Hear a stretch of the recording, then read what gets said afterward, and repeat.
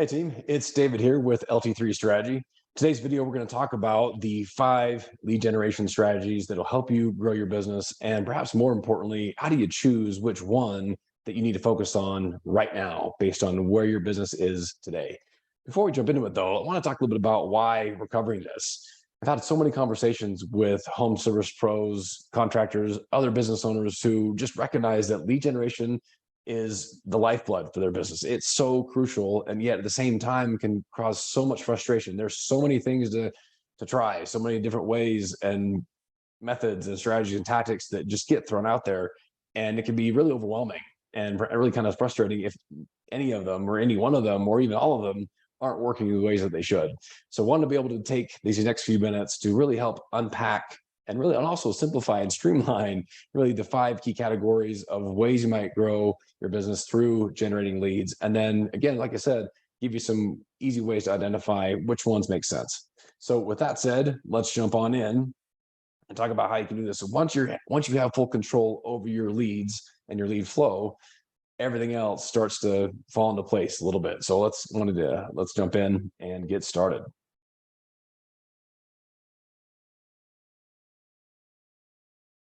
All right, get that all queued up. Okay, so first thing, we're trying to, let's get that out of the way.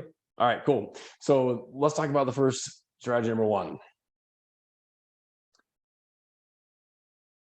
This is reach out.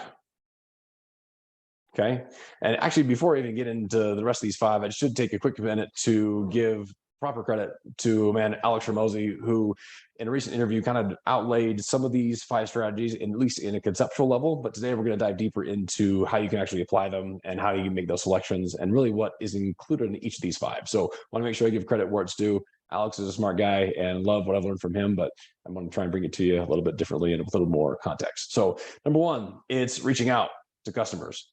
And for you and your business, that may mean, and there's a couple of different ways that falls into this category. Maybe that includes things like calling people and just picking up the phone and just doing cold calling. Maybe a second one would be direct messaging people, whether that's social media or sending them a text message, just directly reaching out to people that you have that direct one-to-one relationship with. Okay, maybe a third is going to be knocking doors. Okay, that's one way where you're putting yourself out there. Do you know how many doors you can knock in a day? That's maybe the next category for reach out. Fourth, perhaps, we'll go a little bit. Hang on, let's fix that. There we go. Number 4 in this group, text message. You could even text people. Reach out, just send them a direct text if you have them. That's something that we know we keep a lot of track of everything in our phones. That could be another example of outreach or reaching out. Next, we can go into email. This is just one at a time, emailing people to say, look, I've got this special going on, or I'm going to be in your neighborhood, or I know we just took care of remodeling your kitchen. How's your basement look? And it's just reaching out to people directly through email as well. And then the next one would be maybe it's networking. Maybe some of you are doing this through maybe Chamber of Commerce or other networking functions or groups that you go to, or just so many different organizations that you can be plugged into. But while you're there, hopefully part of what you're doing is reaching out to people and engaging them directly with an opportunity for how you can help them, how you'd be able to get some business or some referrals or some leads. Okay, so that's category number 1. Category number 2, content. Okay. Some examples of content. Again, so the first one is just going right out to people. The next one is kind of the inverse, where you're now going to produce content in the hopes that you can generate some inbound conversations, where as you're producing content, they're going to reach out to you instead and pick up the phone or comment or respond to something you might produce. So maybe first example would be a social media post. That's the first example. You might also do some video content. Okay, I mean, that's something you put a how-to video on YouTube or any other platform or a Facebook story or just something else where it's more video engaged. Maybe it's a video training like this. You have your own version that works for you, but it's something that shows people maybe how to change their filter, or it's how to, again, maybe do some at-home maintenance, or just any other how-to video or instructional, or something that's education in nature. It's really not intended to do a direct sell, but it's intended mainly to just to say, look, here's how we can help you. Here's what I know. Here's how, maybe here's some other projects I've done. And then it ideally ties into some direct ask, but overall, it's just producing video content to help share with your audience. Another example, you might go on a podcast. Okay, whether that's one that you produce yourself, or you network with someone who has a show and you work out to be maybe one of the guests on their show. Lots of different ways to be able to tap into the podcast network as a way to produce content. Another one could be, again, we'll also talk about maybe emails, another version here. So whereas the first email on this side was more, okay, buy today, this is a direct email ask. This one is more, think of it as newsletter. Now, those of you that have been following me for a while know that with newsletters, I only have one rule with newsletters, and it's don't call it a newsletter. Okay, so that's a little bonus. Call it something else, make it more engaging. Nobody wants another newsletter. But if you're producing content in the form of email that goes kind of out in mass, again, generally it's going to be education or entertainment or something in nature, so you're able to help engage with your audience, so that they say, oh, you know what, I like what he or she has to say, or what this company's about. I'm going to reach out to them and see if I want to hire them to help me with whatever I need. Okay, or this also could be on content. We think of blogs. Could be another form of content you might create. Okay, there may be some other examples, but again, each one of these on the content side is intended to do, again, drive people to, after they consume it, after they see it, they're going to be the ones that are picking up the phone or initiating direct message or initiating with you. Moving right along, let's get to, and we'll cross a little bit of a dotted line. We'll talk about why that's there in a second. Let's go to number 3. Okay, this is going to be paid ads. So first step, in the first bucket, you're reaching out to people directly. Second one, you're producing content in hopes they reach out to you. In the third group, now you're going to invest in some way to be able to go and put your brand or your product or your service in front of somebody else. So some of the classic examples there, think about social media marketing. So your Facebook ads, Instagram ads, TikTok, wherever, just, again, social media platforms, but paying on their platforms to put your message in front of somebody else without them knowing who you are or having worked with you before. Next one would be SEM, search engine marketing. So it's your Google ads or Bing, if that's still a thing, or some other platforms where, again, where places where people might be searching for your products or services, or certainly those in your industry you're now investing in. So think of other platforms, maybe like an Angie's List or Thumbtack or others. Those are kind of search engines, if you will, where people are searching for work or searching for your product or service. And again, your advertising to be able to be positioned front there. The next form of paid ads, we also think about traditional media. So some examples there, right? So this is going to be like your television, a TV spot, radio, maybe it's direct mail. So flyers, door hangers. I mean, so many different ways you can do traditional media. So things are traditionally offline, but that's another category that you can invest in and get your customers or find leads to come into your business. Number 4, with me so far? Doing okay? Get your pen and paper out. Let's find out how you're doing on each one of these, okay? So number 4 is going to be affiliates. Okay, so there's a couple of different ways I like to think about affiliates and ways that I would categorize it. So number 1 would be online. And this is specifically, there's so many ways. Maybe some of you have done this, maybe you haven't. If you're not sure, reach out. I can certainly happy to explain more. But real briefly, online affiliates are basically ways that you can connect and work with people who already have a lot of online traffic to their site. Maybe it's a special interest blog, or maybe it's a special interest section that really applies to your industry, where they've already done a good job at creating a lot of traffic for what they do in an area that's similar to your space. But you're able to reach out to them and work out a deal to where you'll be able to pay them to put an ad on their site to send traffic to you. Or you might put a banner on their page, so that if someone comes not only from their site to yours and also makes a purchase, you give a commission percentage back to the person that's sending you the traffic in the first place. So that's more your affiliates in the online sense. A couple of different ways you can make those work, but generally it's done in the form of, again, you're paying for them to send someone to you, or you're paying them once they actually make a purchase on your site if you're able to sell things online, or request a quote, whatever the specific action that you can track, because that's how these online affiliates really make their business work. Okay. Next would be joint ventures, JV. So think of that as a little bit of an affiliate where, let's say as an example, I am an HVAC contractor and I want to connect with and network with, or do a joint venture partnership with someone who does plumbing.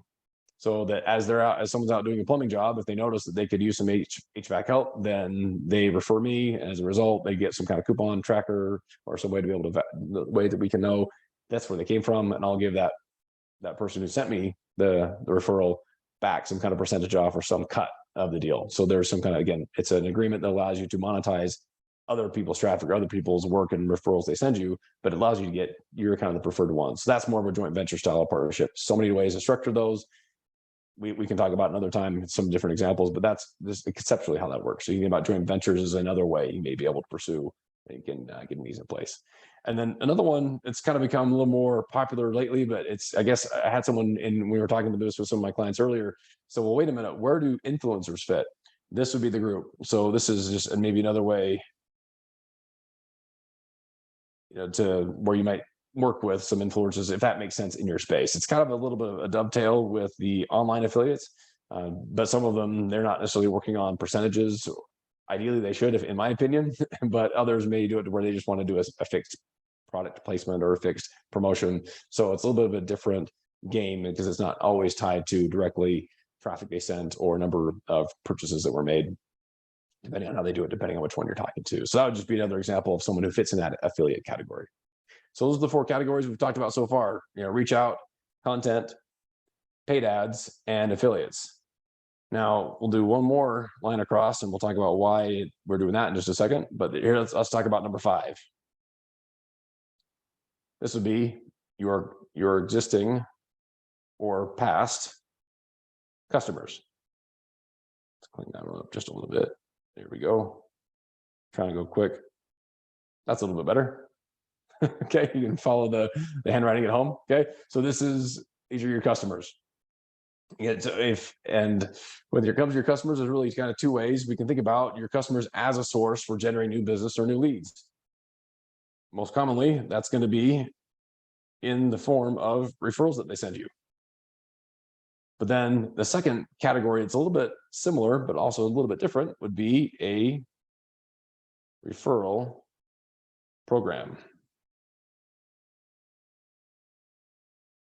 Okay, so how are those different? So maybe if you're doing a great job and your customers are giving that word of mouth advertising, word of mouth referrals, they're just going to tell people about you just because, and hopefully you get some of that today. And there's ways we can talk about how you can optimize that and increase the likelihood that they're going to send you those referrals.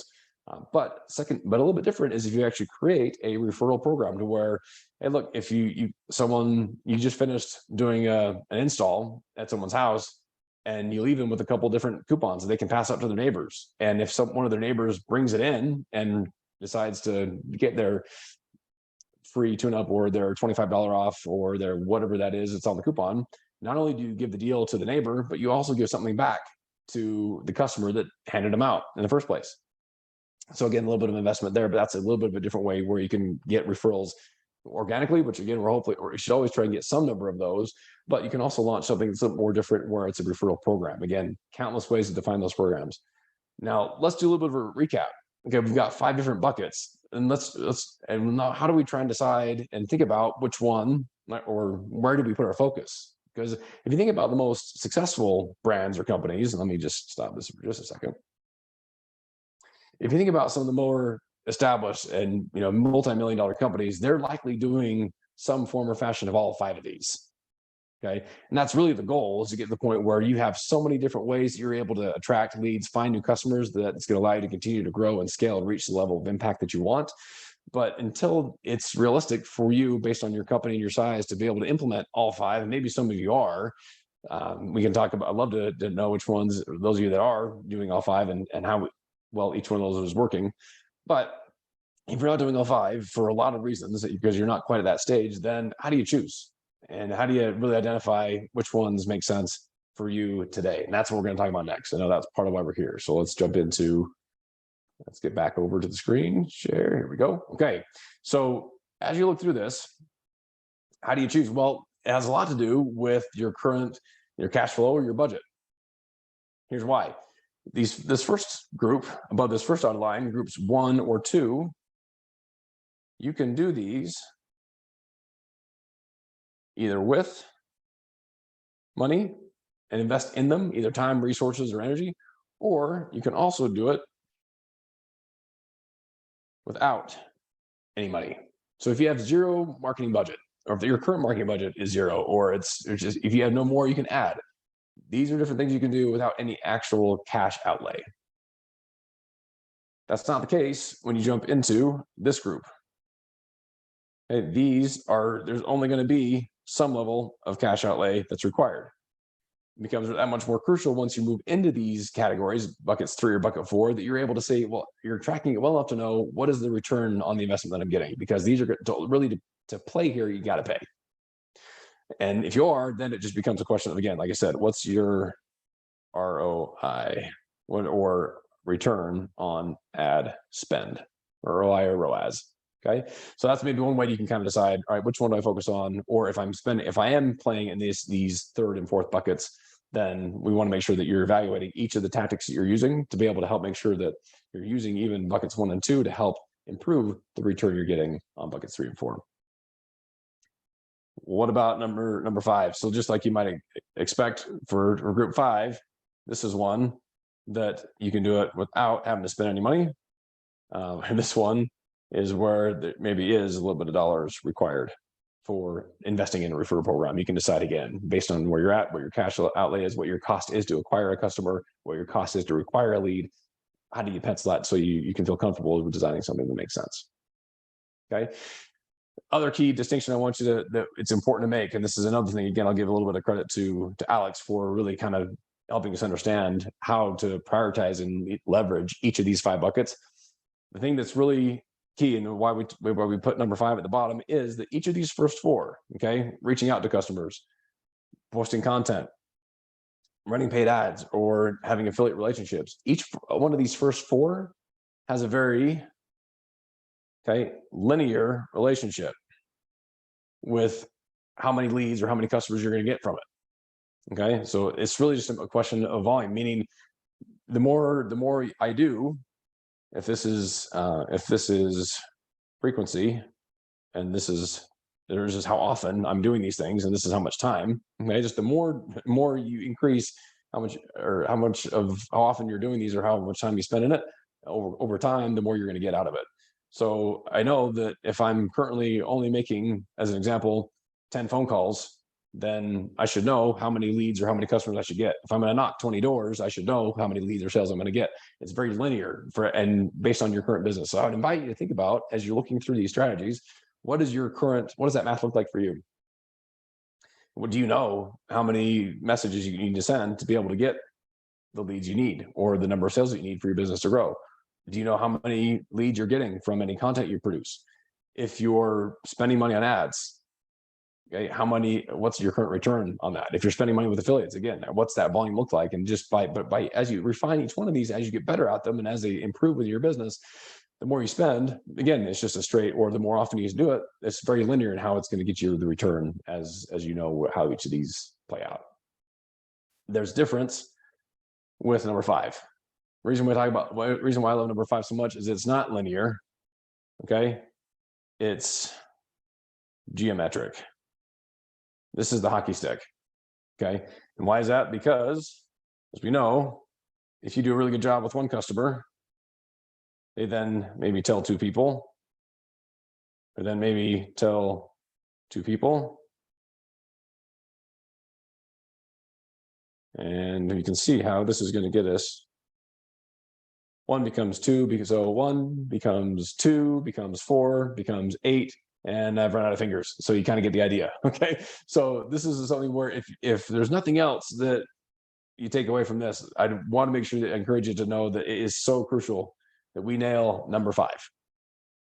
It is, I mean, and it's going to be certainly a lot more effective in the long run once we really perfect how well we deliver our product or service, to where we create customers that are going to want to refer people to us, because everything else becomes easier after that.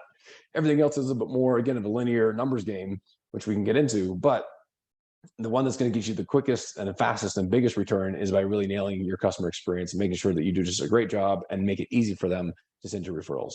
But after that, we can still use these other channels, because we can't always rely on customers for timing. We don't know necessarily when those referrals are going to come. So if we all we do is word of mouth, then what happens is we can run a little bit of a ebb and flow, waves, ups and downs and cycles in our business, because we're just waiting for someone else to do those referrals. So that's where you want to supplement with those other 4 strategies, ways so that you can, again, have the kind of consistent growth that you need to grow your business. If this has been helpful, drop me a comment if you want to talk a little bit more about how you can apply some of these 5 strategies to your business and really refine them so they are producing at the level they should. Just drop a comment, shoot me a message with top 5, and we'll reach out to you, and love to be able to brainstorm and give you a couple of tools to be able to help you, again, get more out of each of these 5 categories. Oh, almost forgot one more thing. There's one more easier way, a little bonus. If you're feeling overwhelmed a little bit, I want to take some of that overwhelm out. We've covered a lot of ground. So let's do one more thing to help you make it easy to know where to begin and where to put the focus. With each one of these strategies, here's the last part of the exercise. Let's think through which ones are you doing really well. And if you're doing really well and you like how it's going, maybe color it in green, or maybe put it like a green circle or green mark around it. If any of these strategies that you're currently doing and you feel like it's going well, it's just a function of, let's just pour more gas on that fire, mark that in green. If you have any of these that, let's change it up a little bit, that maybe you're doing them, but it's not quite working the way that it should. I'm not quite getting the return that I should. Let's change that to yellow. There we go. This one. Let's try yellow this time. There we go. Let's mark that one as yellow. If you're producing content and for whatever reason you're just not getting the leads that you think you should, you're not getting the responses, the momentum, and maybe identify what some of these are yellow, and so you can, again, differentiate between the two, so we can, again, find out how are you going to practice, how are you going to get better, how are you going to reach out to find someone that can help you, or is there some other ways that you can refine and take a closer look at why any one of these categories isn't producing the level that it should. The last thing is that if there's some of these that just aren't working, they're just flat out not giving you the results, or you just haven't tried them, or I want to give you permission to stop it. Mark any of these that you just feel like, look, I've spent the time, spent the effort, spent the energy, but it's just not going anywhere, or I'm losing money, or I'm losing sleep, or both. Okay. If that's the case, then don't feel like you've got to do all 5 all at once right away. Mark the ones that feel like, look, you can just put them on pause or on the shelf for now. And instead, let's focus on pouring gas on the ones that are green. Okay. And really just using that. Or if you feel like you're in a good space there and you want to turn your attention to getting some help or optimizing the ones that are in yellow, then that'll be maybe the right next step for you. So again, hope that's been useful. Thanks for checking this out. Really excited to hear what you thought. If you know someone that could use this video, please share it, or again, let me know who could use a little bit of a boost, and I'd love to hear what you take from it. So drop your takeaways. Again, comment top 5 if you'd like some more help with any of this, and we'll reach out to you and get things going.